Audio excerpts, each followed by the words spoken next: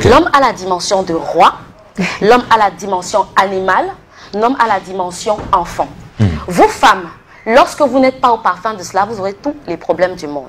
Oui. Alors prenons une dimension assez flagrante sur la société aujourd'hui, la dimension animale. Quand vous voyez un homme arriver à taper une femme, à lui donner des bleus, vous avez réveillé son instinct animal. Comment? Il vous parle, vous avez déjà dit jusqu'à Z. Parce qu'en réalité, vous n'obtiendrez rien d'un homme au travers de la violence. Je l'ai particulièrement expérimenté.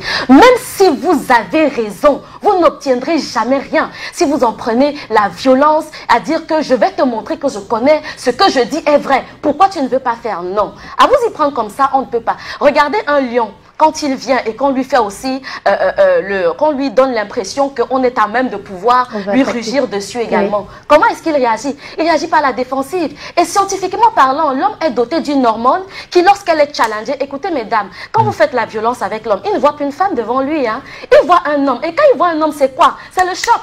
Tu es un homme, on se fait ça dur ensemble. Donc quand vous faites la violence, lui aussi, il se dit que, mais attends, j'ai pas une femme en face de moi là. Ouais, donc je vais réagir comme un homme. Voilà. Il y a cette hormone qui joue à ce moment. Donc, utilisez un tout petit peu de sagesse. Cette même sagesse que vous utilisez dans un autre environnement. Vous respectez les pasteurs, même quand ils vous disent les choses que vous n'admettez pas. Vous acceptez. Votre patron en entreprise vous dit des choses qui ne vous arrangent pas. Mais vous vous soumettez, vous trouvez la méthode au travers de laquelle bien lui parler. Et c'est à votre mari que vous voulez. On devient la sapienne. De tel tort, c'est dramatique. Voilà. Alors, l'homme dans sa dimension de roi, il est avide de révérence.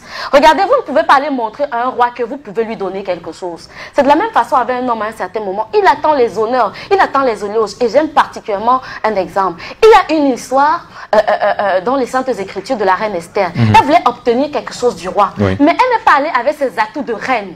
Qu'est-ce qu'elle a fait? Elle a organisé un festin au roi avant de poser la demande.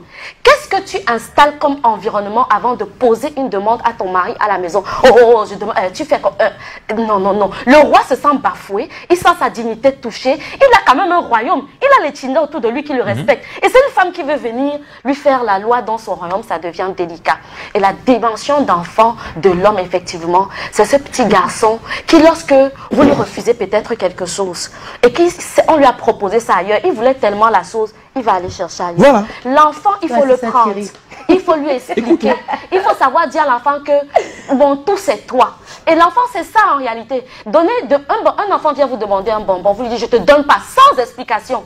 Une autre personne va venir lui dire que viens prendre le bonbon. Il va aller chercher ce bonbon-là. Voilà. Et une femme qui n'a pas la notion de savoir que pour un tel climat dans la maison, il faut que je pense que à ce niveau, c'est la dimension du roi, la dimension de l'animal.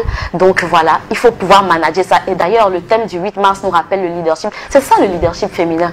Il faut pouvoir se dire qu'il y a ces trois dimensions. Il y a comment je m'y prends pour bien manager les choses, qu'il y ait un bon vivre social, etc. C'est important de le remettre. Les femmes qui veulent que leur mari change là, changez vous-même.